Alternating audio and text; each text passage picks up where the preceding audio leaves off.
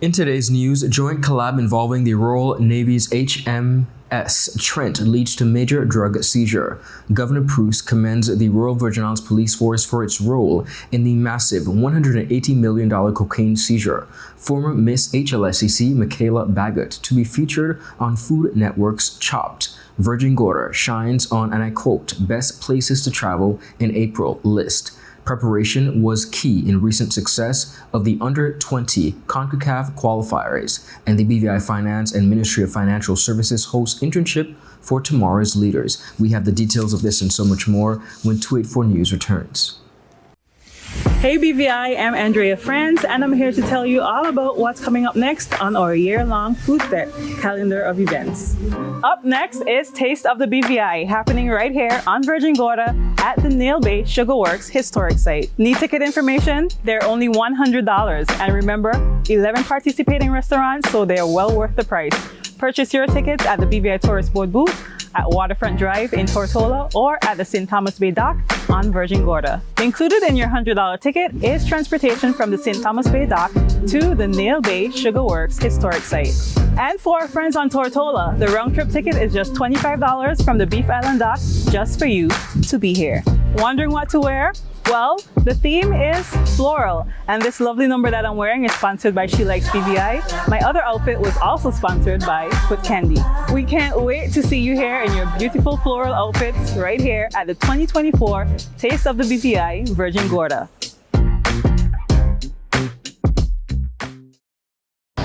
He hit me. Will CG cover this? Don't worry. Remember when I was in that competitive arm wrestling circuit? Three-time champion, baby. I did feel bad crushing all those arms and dreams. So I took them all out for ice cream. And then we got crushed. Anyway, CG handled my claims fast. That explains the arm. The best cover for the best value. CG Insurance. Good like that. Hello everyone and welcome to this edition of 284 News. It is Monday, March 11th, 2024. I'm Ron Grant, bringing you the very latest out of Tortola in the Virgin Islands. A happy Monday's wish to each and every one of you. Thank you so much for joining us. Beginning our newscast on the local scene in the Virgin Islands, His Excellency Governor Daniel PRUCE has revealed that the cocaine seized in Tuesday's drug bust totals some 1.8 tons at an estimated street value of $180 million. Governor PRUCE congratulated the Royal Virgin Islands Police Force for their involvement in a joint operation on Tuesday, March 5th, which led to the territory's largest drug bust. With assistance from the United States Customs Border Control, both entities managed to have a go-fast vessel intercepted in the vicinity of the Hodges Creek Marina, Tortola, that resulted in the discovery of 1.8 tons of cocaine. Speaking publicly for the first time since the breakthrough, Governor PRUCE said successful drug seizures and operations of this nature are key in disrupting the drug trade in the BVI. I wanted to congratulate the Royal Virgin Islands Police Force and their US counterparts for the highly successful operation the night before last, which was able to seize 1.8 tons of cocaine with a street value of $180 million, which were attempted to be brought into the territory on this vessel. The drugs trade is a despicable trade. It destroys lives, it destroys families, it destroys communities. So this seizure has been a very, very significant disruption of that trade. It is the largest ever single seizure in BVI waters. Governor PRUCE also appealed to the public to provide any information that can assist with the ongoing investigations. The Virgin Islands Police Force will continue its investigations into this matter, but we all have our part to play. So I'd ask anyone who may have any information about this incident to please share that with the police. Please get in touch via Crime Stoppers. We can all help the police successfully make our territory a safer place. Just to put it into perspective, in a series of successful operations, the British Royal Navy warship HMS TRENT, alongside the British sailors, Royal Marines, and a U.S. Coast Guard team, intercepted suspected smuggling speedboats in the Caribbean, resulting in the seizure of drugs with an estimated street value of $290.66 million. That's pounds rather, equivalent to some $367.71 million US dollars. The first interception occurred south of the United States Virgin Islands with the joint forces confronted a suspected smuggling speedboat. Now, despite the smugglers attempting to offload their illegal cargo while fleeing towards land, HMS Trent, utilizing her fast seaboats and supported by American patrol aircraft, gave chase. The pursuit culminated in the recovery of over 2,700 kilograms of cocaine and other drugs valued at $220.56 million in pounds. Secretary of State of Defense Grant Shapps emphasized the Royal Navy's commitment to disrupting drug trafficking globally. He stated, and I quote, "This operation sends a clear message. The Royal Navy remains resolute in its efforts to disrupt and dismantle the operations of drug traffickers across the world."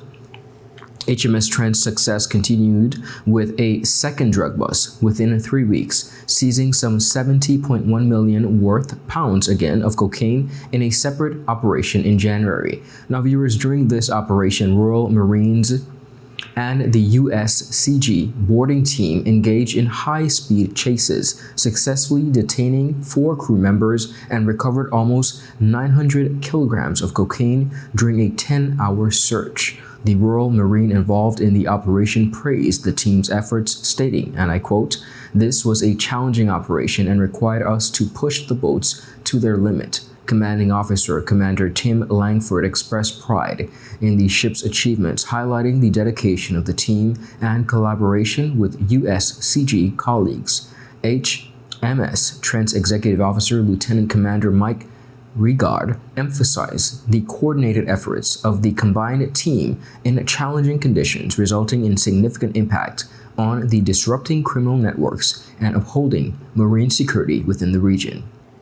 Continuing on local news, the BVI Finance and the Ministry of Financial Services, Labor and Trade is hosting the very first Internship for Tomorrow's Leaders seminar, which seeks to bring employers in the financial services industry and students together. Recently, MIKHALA Forbes of the Ministry of Financial Services, Labor and Trade, along with Mr. Shamal Smith of the BVI Finance, spoke with myself about the initiative and its importance of the financial services industry. The Ministry of Financial Services has collaborated with the BVI Finance to now bring this internship program that would connect employers of the financial services industry with tertiary level students who have interest in pursuing a career in the financial services industry. So we're basically just facilitating that process between those two parties. Ms. Forbes also shared the scope of the internship. So May to September is that timeline in which students are normally home and would participate in internships. So we're giving them that opportunity to choose different months, maybe the entire scope of the months, or is it just 1 or 2 months? Understood. Now, what we really want to emphasize with this program is that practical hands-on experience, but also networking and mentorship through this program. Mr. Smith shared how special the internship is in grooming the next generation of leaders in financial services, as well as the partnership between the Ministry of Financial Services and BVI Finance. So BVI Finance and the Ministry of Financial Services, Labor and Trade, we work in tandem very often. So this is a collaboration that is not new to us in terms of working together, but the program itself is new, and it is something that is a part of our 2024 to 2026 strategic plan. BVI Finance, our goal and our mission is to promote and protect the BVI financial services. And with that, we also intend to bolster the people. So that's the 3 Ps, the people, promotion, and protection of the BVI financial services industry. So this program directly attracts or attends to the people of the financial services industry and specifically narrows in on the future generations and educating them and preparing them for the industry to come. So I think this is a really important program for us to have. I'm really appreciative of the ministry collaborating with us as well. Viewers, if you missed it, that full interview is available on all Tweet4 media platforms. Up next, we have more on the local scene. We'll be right back after a quick commercial break.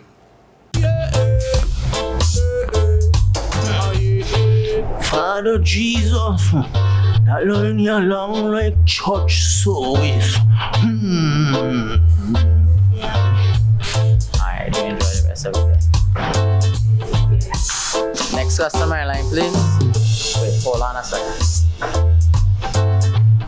Yes, Sonny boy, come, yes, Sonny. Good morning. Good morning, Sonny boy. Hold on there. You must have cut front of people. It's okay, I'll take care of it. What?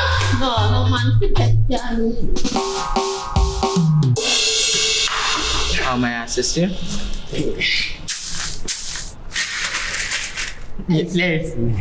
You want top of power? You want top of power? Join the prepaid party with CCT and enjoy more affordable data plans, more top-up promotions, more savings with hero bundles, and more value for your money each and every Tuesday with Top Up Turn Up Tuesday. Visit a CCT store today or anywhere CCT Top Up is sold and top up your phone. 5, 10, 15, 20, 25, 30. You want top up or what?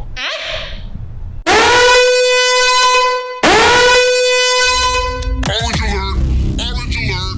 Fire is spreading across the BVI. The fastest, most reliable, and affordable fiber internet service is here for you. Look out for fire in these new locations: Slaney, Duff Bottom, Manual Reef, Seacows Bay, Albion, Hannah's, Palestina, Pleasant Valley, and Havers. Fiber is in your area. Call 444-4444 or visit a CCT store to find out more and bring it home. More locations coming soon.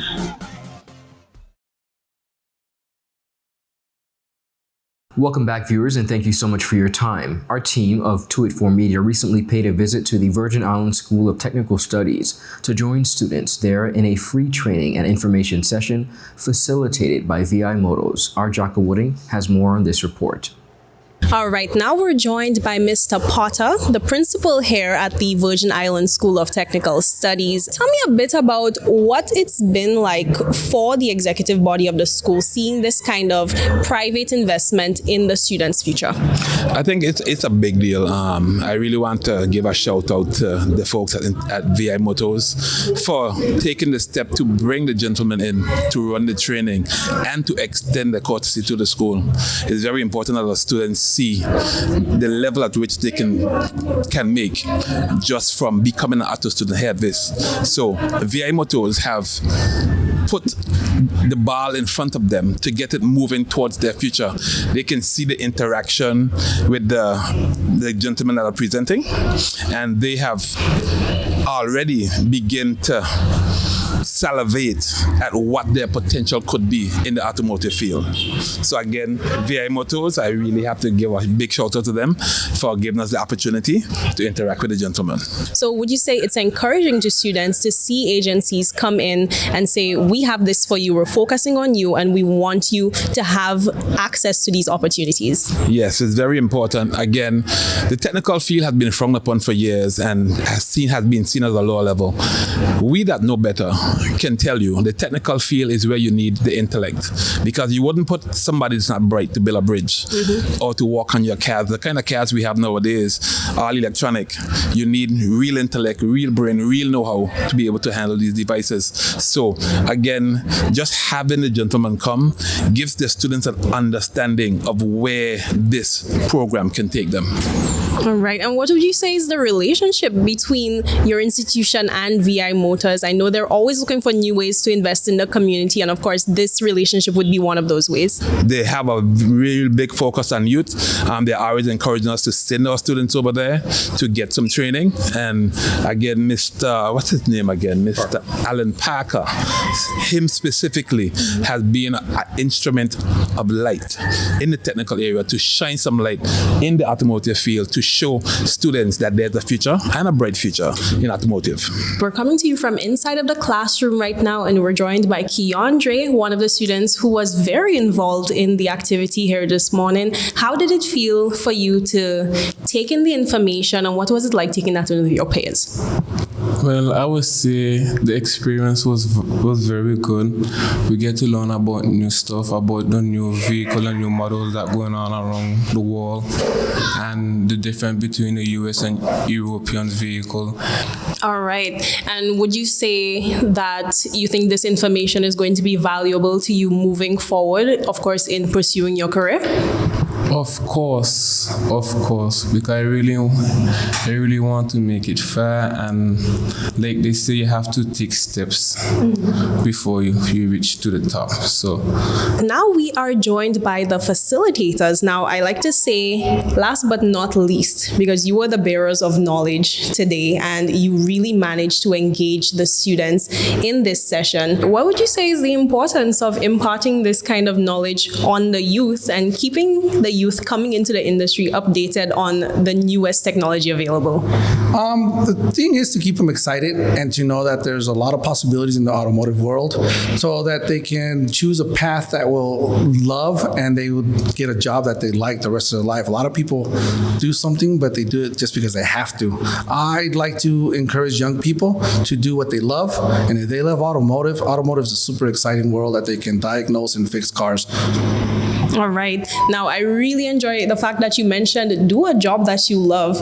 A lot of people tend to look down on certain industries and try to pretend that there's not a lot of money there. But I've seen some bills come out when people needed to fix their vehicles at the mechanic. So give us a realistic view of the opportunities available in the auto mechanics industry. There are many opportunities. I mean, basically what I do, where I get to travel and see Napa stores, throughout the Caribbean, Central and South America, and also inside the U.S. And not just that, but there's engineering positions. There's different positions at dealership levels, service managers. And if you learn to enjoy what you do, which I love what I do, life is a lot more fulfilling. All right. Do you have anything to add? Yes. There's many possibilities. They can become instructors. I started off as a tech myself, went to college, and I still worked on cars. So it's really exciting that young people, like you said, this field isn't looked upon like real prestigious career, but they still can make a really good living, and there's a lot of things they can do other than just fix cars. They can teach, they can run a business, they can open their own business, or they can even open an auto parts store. They still have to learn what cars need and what it takes to make them work. The pristine natural beauty of Virgin Gorda has earned the island a well-deserved spot on the Travel and Leisure magazine's 15 Best Places to Travel in April's list. Now, viewers, the article told readers that as the third largest island in the British Virgin Islands archipelago, Virgin Gorda offers a quintessential Caribbean escape with its pristine beaches, luxurious resorts, national parks, and top-notch opportunities for swimming, diving, snorkeling, boating.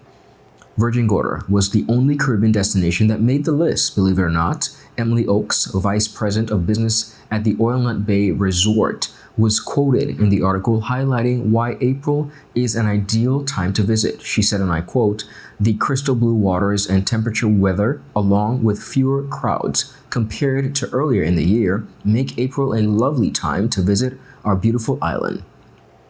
She continued by saying travelers wishing to fully immerse themselves in the island can book tours to explore the Bats, see Devil's Bay National Park, the scuba diving site, the wreck of the Oaks, in addition to that. Now, the magazine specifically recommended 3 of the BVI's most acclaimed resorts on Virgin Gorda, such as Rosewood Little Dix Bay, Bitter End Yacht Club, and Oilnut Bay, for luxurious accommodations and stunning views. This latest acclaim from Travel and Leisure comes on the heels of the magazine naming Virgin Gorda #1 on the 17 most beautiful Caribbean islands list in 2023. Now, viewers urging travelers again to add to the destination a must-visit destination to their bucket list. While the spotlight shines brightest on Virgin Gorda, the article notes that nearby islands such as Tortola, Jost Van Dyke, Anegada, and several private islands resort make the British Virgin Islands an idyllic and multifaceted tropical destination.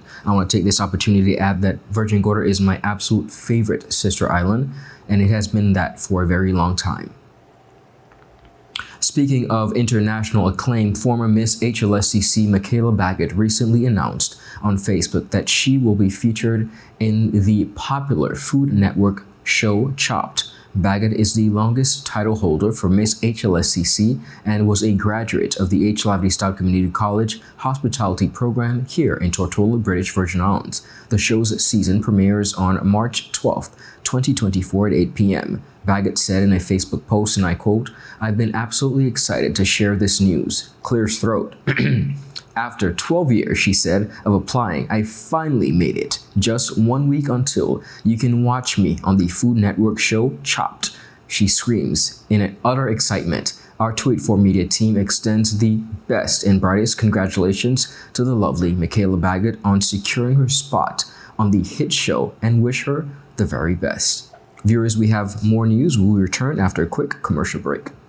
Start the year off with more. More speed, more downloading, more savings, and more fire. CCT Fire Fiber Internet gives you the speed you need to keep the whole family connected. Packages starting at $119 with speeds from 300 megabytes per second. Super fast, unlimited downloads, even more reliable connectivity, plus free live streaming TV for the family to enjoy. Sign up for the absolute best fiber internet service in the BVI CCT Fire and pay no installation fee. Plus, get CCT Live TV for free. You deserve more. Get more with CCT. Life Unlimited.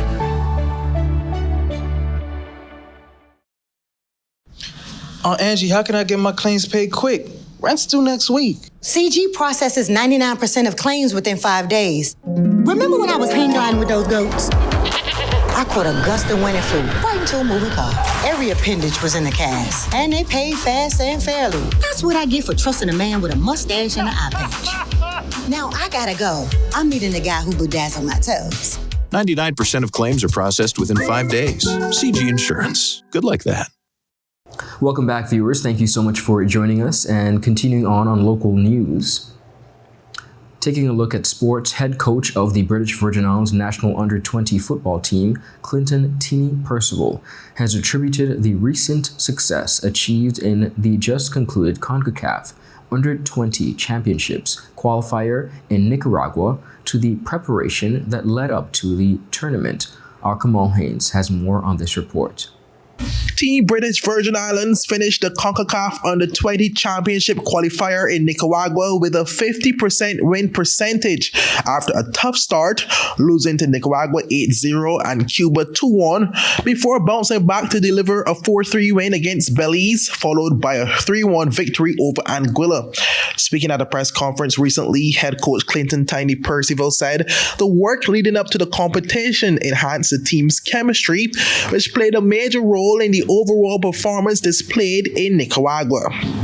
We were confident that going into the tournament, and so we'll have a good performance. And I must say, when we got there, we spent 1 week before the game started, which was a really good thing. I must also commend the association for allowing that to happen. We had all the players, those from overseas and those who were locally based, to come together at least for a week before the tournament starts. So we were able to gel the team a lot better. So for me, the preparation was really good, and I just say when we look at the performance into the actual tournament, it shows that preparation is key for when you're going into these kind of tournaments. So for me, the players, they really did what we were expecting them to do. They played really well, and I'm really truly proud of them. So coming back home with a, like you said, a 50-50 win-loss ratio, for some it wasn't expected, but me as a coach personally, you don't know the result until it's finished, but I think I had the confidence that we would have a good showing, and if we had a good showing, what we achieved, I don't think it was really a big surprise to me, but I just see it as a great achievement. The BVI's lead goal scorer, Azarni Corwood, ended the tournament with 6 goals, scoring in each of the 3 games that he played. Corwood spoke about his experience in the tournament. Second game that I played was Belize, and then I think Belize, they're still ranked higher than us, but we just came out, and I thought we were very confident. I thought that we was going to win the game. Apparently people were doubting us, but don't really matter. And then at the end of the day, we went out there, scored 2. Person to the right of me scored the winner. So I think it was all worth it. And then in a game where I think the most pressured game we had was probably against Anguilla, because we were expected to win. And I think that's the games where you can go in there thinking you've already won, and that's when you can get, you know, surprising results. But I think we just kept our heads in a very difficult game, a very fiery game where tempers were flaring. I think it was very good that we just kept our heads, you know, and I came in, gave the team 3 goals, 2 lucky ones, 1 good one, but, you know, at the end of the day, once it hits the back of the net, that's all that matters. The BVI Football Association's treasurer, Kenrick Grant, credited the improved quality of the team to the development strategy of the Football Association, which came into effect several years ago. Grant highlighted some of the programs that have been instrumental to the association's strategy. This team didn't just happen. It has accumulated for over a number of years in relation to the BVI Football Association strategy in terms of our development of our national teams, where we have a number of programs from the after-school training for, you know, all the primary schools, and we are also, it's cumulated to a youth league, which is sponsored by BDO.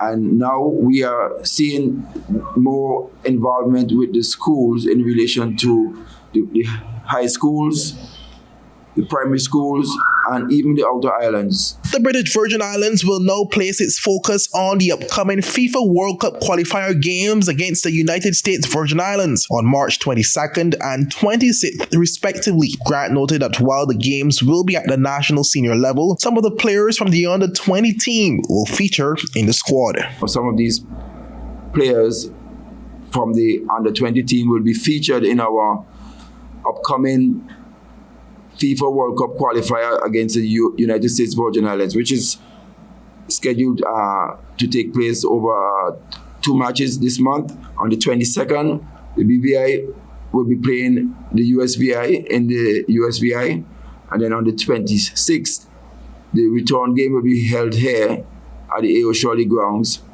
USVI versus the BVI. The winner of that 2-match playoff will then go through to the next round. So I'm asking for everyone to come out and support the BVI men's national team, support our players. They have been working very hard and they need all the support that they can get. Reporting for 284 News, I am Kamal Haynes. The semi-final round of the Ministry of Education's annual inter-secondary school debates concluded after a face-off between 3 winners and the losing team with the most points from the preliminary round. More on this report.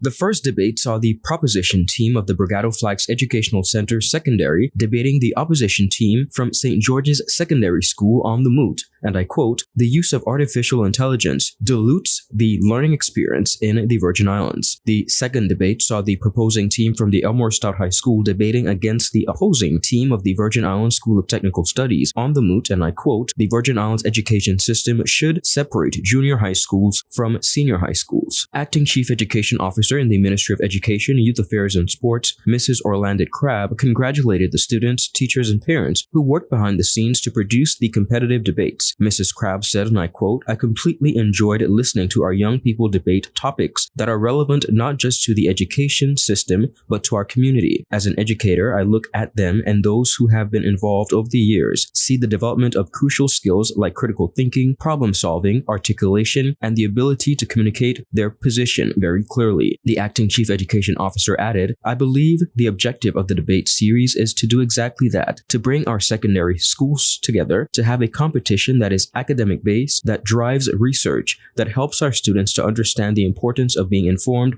and knowing how to develop an opinion based on the information that they have gathered." Deputy Chief Education Officer Mrs. Haida Selwood stated that the 2024 inter-secondary school debates got off to a great start and that the ministry was proud of the work that went into preparing the student with the research for the moots. Mrs. Selwood said, and I quote, "This year, the competition was a very high standard. We continue to say that we are improving every year, and we are pleased with the performances by the debaters this year. Congratulations to all the students, coaches, and schools for a job well done. Mrs. Selwood added that the ministry continues to look at topics that are topical within the community, the region, and the world to bring awareness to what is happening within the community. She said, and I quote, "I am happy to know that the students were able to talk about the health and educational issues in the Virgin Islands. I encourage the community to continue to support our students as they debate and become very proficient communicators." The final round of the debates will take place on Wednesday, March 13th, and will see the St. George's Secondary School versus the ELMORE STOUTT High School.